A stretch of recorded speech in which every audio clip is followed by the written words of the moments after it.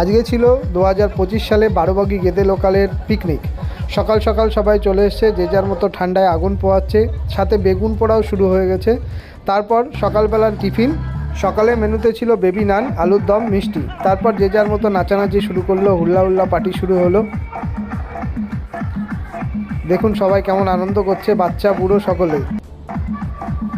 এই নাচটা তো আমার কাছে সব থেকে বেশি ভালো লেগেছে।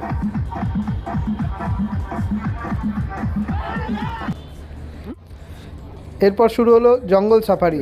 স্থানটা ছিল বঙ্কিমনগরের একটা অভয়ারণ্যের মতো, সরকারি প্রজেক্ট।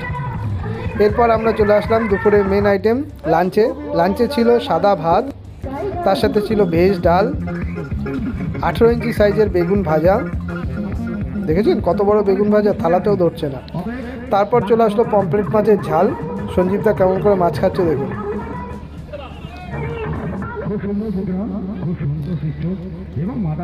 পমফ্রেট মাছের ঝালের পর ছিল আজকের শোস্টপার খাসির মাংস, লাল লাল ঝাল ঝাল।